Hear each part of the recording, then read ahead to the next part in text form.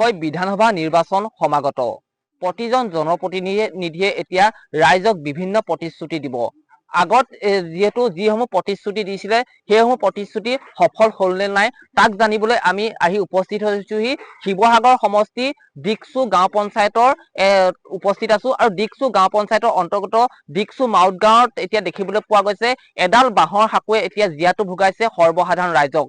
পোনে পোনে সতীৰ্থ সৌৰভমণি কাকতিক মই এডাল সাঁকো দেখুৱাবলৈ অনুৰোধ জনাম। যিহেতু তীখা বেলিমুখা আলি পৰা যিহেতু দিকচু হাইস্কুল সংযোগী এই বাঁহৰ সাঁকোডালে এতিয়া জীয়াতু ভুগাই আহিছে সৰ্বসাধাৰণ ৰাইজক। যিহেতু যোৱাটো নিৰ্বাচনৰ প্ৰাকখনত এতিয়া দেখিবলৈ পোৱা গৈছিলে বিধায়ক প্ৰদীপ হাজৰিকাই প্ৰতিশ্ৰুতি দিছিলে যে এই বাঁহৰ সাঁকোডাল এখন দলঙলৈ পৰিৱৰ্তন কৰিম বুলি, কিন্তু সেইসমূহ প্ৰতিশ্ৰুতি হৈ ৰল। আৰু এতিয়া যিহেতু 2026 বিধানসভা নিৰ্বাচন আকৌ আহিছে, আকৌ ন প্ৰতিশ্ৰুতি দিব। আৰু তাক জানিবলৈ আমি ৰাইজৰ ওচৰলৈ আহিছো। আচলতে এই সাঁকোডালে এতিয়া জীয়াতু ভুগাই আহিছে সৰ্বসাধাৰণ ৰাইজক। আৰু মেডিকেললৈ হওক বা স্কুল কলেজলৈ অহা যোৱা কৰাৰ ক্ষেত্ৰত কিন্তু ছাত্ৰ ছাত্ৰীসকলৰ লগতে ৰোগীসকলকো এতিয়া বিভিন্ন সমস্যাৰ সন্মুখীন হৈ আহিছে। মই পোনে পোনে স্থানীয় লোকসকল আছে, মই তেওঁলোকৰ পৰা জানিবলৈ যত্ন কৰিম।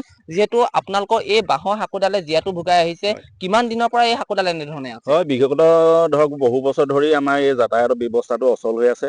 গতিকেলৈ মানে কি দিখা বেলিমুখা আলি সংযোগী তথা দিকচু নৈ যি দলংখন অতি শীঘ্ৰে হ'ব লাগে। কাৰণ কেলৈ ইয়াত মানে ৰাইজৰ বহুত অসুবিধা হৈছে তথা স্কুললৈ অহা ল'ৰা ছোৱালীৰ কাৰণে বহুত অসুবিধা হৈছে। গতিকেলৈ চৰকাৰক ইয়াকে অনুৰোধ জনাইছোঁ যে আপোনালোকৰ চেনেলৰ যোগেদি যাতে এই সংযোগী দলংখনি অতি শীঘ্ৰে যে ৰূপান্তৰিত হয় দলঙলৈ, ইয়াকে ক'লো। যিহেতু পুৰণি এইটো আমগুৰি সমষ্টি এতিয়া নতুনকৈ শিৱসাগৰ বিধানসভা সমষ্টিত অন্তৰ্ভুক্ত হৈছে। যিহেতু পুৰণি আমগুৰি সমষ্টিৰ বিধায়কগৰাকীয়েও প্ৰতিশ্ৰুতি দিছিলে, সেইসমূহ প্ৰতিশ্ৰুতি হৈ ৰল। আৰু এই সন্দৰ্ভত কি ক'ব? আকৌ এতিয়া নতুনকৈ জনপ্ৰতিনিধি আহিব, তেওঁলোকেও প্ৰতিশ্ৰুতি দিব, এই সন্দৰ্ভত কি ক'ব আপোনালোকে? হয়, ইয়াকে ক'ম যে জনপ্ৰতিনিধি বহুত আহিছে গৈছে, কিন্তু মানে কাৰ্য কৰি বহুত দেখা নাই। গতিকেলৈ প্ৰদীপ হাজৰিকাই যি প্ৰতিশ্ৰুতি দিছিলে প্ৰতিশ্ৰুতিয়ে হৈ থাকো, কিন্তু আজিলৈকে দলং হৈ নহ'লে।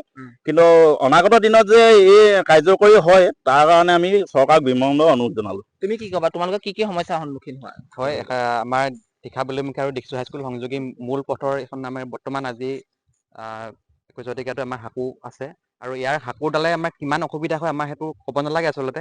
কণ ছাত্ৰ ছাত্ৰীৰ ক্ষেত্ৰত, আমাৰ যাতায়াতৰ ক্ষেত্ৰত, তাৰপৰা ৰোগী অনা নিয়া কৰাৰ ক্ষেত্ৰত কিমান সমস্যা আমাক সেইটো ভাষাৰে বুজাব নালাগে।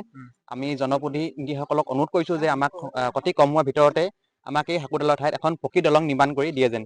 মই আপোনাৰ ওচৰলৈ আহিছো, আপুনি কিমান দিনৰ পৰা এই সাঁকোডাল এনেধৰণে দেখিছে? কিমান দিন মানে মোৰ আজি বিয়া হোৱাই কত বছৰ হ'ল ঠিক নাই।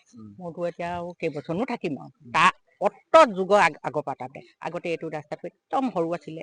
সৰু হলত আমি এইটো নিজে এইটো বনাই ললো। সেইটো ৰাস্তা এইটো যেনিবা জব কাটে কৰি দিলে, এতিয়া বহু এতিয়া আমাৰ এইপিনে ধুনীয়াকে বাছো নালাগে, যিয়ে নহওক আৰু চবেই চলিব। কিন্তু আমাৰ স্কুলৰ বাউণ্ডাৰীটো মাৰি দিলে, মাৰি দিয়াৰ লগে লগেতো আমাৰ অসুবিধা হৈ পৰিলে। অসুবিধা হলেতো আমি এতিয়া এইডোখৰ আমাৰ দলংখন লাগেই। দলংখন যি নহওক আৰু মুঠতে সুবিধা এটা লাগে আৰু দলঙে বুলি কৈছো বাৰু।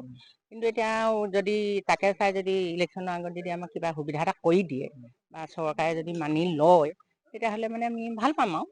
আপোনালোকে বিধায়কৰ লগত যোগাযোগ কৰিছিলে? বিধায়কৰ লগত সেই যোগাযোগ কৰিছিলো আৰু সেয়া বিধায়ক আৰু যোগাযোগ আজিলৈ একোৱেই নাই।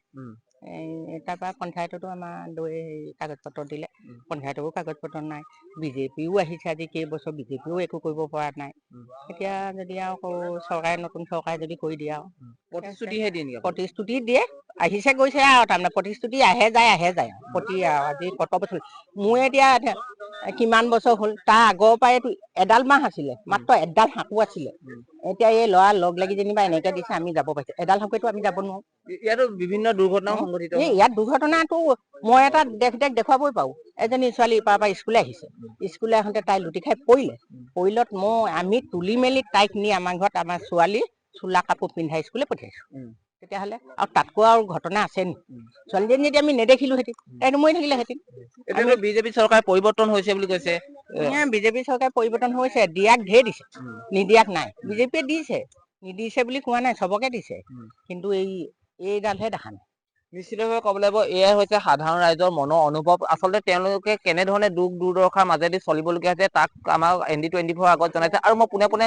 সতীৰ্থক এই হাকুডাল দেখুৱাবলৈ পুনৰ অনুৰোধ জনাম আচলতে এক ভয়ংকৰ ৰূপ লৈ বাৰিষা হলে আৰু দিকচু নৈ ওপৰত থকা এই হাকুডালক লৈ এতিয়া বাৰংবাৰ তেওঁলোকে দাবী জনাই আহিছিলে পঞ্চায়তে হওক বা আমগুৰি সমষ্টি বিধায়ক প্ৰদীপ হাজৰিকাক আৰু কিন্তু প্ৰদীপ হাজৰিকাই কিন্তু এই হাকুডাল বনোৱাৰ ক্ষেত্ৰত বা দলং এখন বনোৱাৰ ক্ষেত্ৰত কোনো ধৰণৰ ব্যৱস্থা গ্ৰহণ কৰা নাই যাৰ ফলত এতিয়া তেওঁলোকে এতিয়া ক্ষোভ যোৰা দেখিবলৈ পোৱা গৈছে যিহেতু পুৰণি আমগুৰি সমষ্টি এতিয়া নতুনকৈ শিৱসাগৰ সমষ্টিত অন্তৰ্ভুক্ত হৈছে আৰু শিৱসাগৰ সমষ্টিৰ বিধায়ক অখিল গগৈয়ে পৰৱৰ্তী সময়তে হওক বা এই পৰ্যন্ত কেনেধৰণৰ ব্যৱস্থা গ্ৰহণ কৰিব এই দলংখন বনোৱাৰ ক্ষেত্ৰত তাক লৈ এক গুৰুত্বপূৰ্ণ ভূমিকা গ্ৰহণ কৰিব যদিহে আমাৰ এই বাতৰি চাই আছে বিভাগীয় কৰ্তৃপক্ষই আৰু এই দলংখন বনোৱাৰ ক্ষেত্ৰত কেনেধৰণৰ ব্যৱস্থা গ্ৰহণ কৰিব সেয়া সময়তহে লক্ষণীয় হ'ব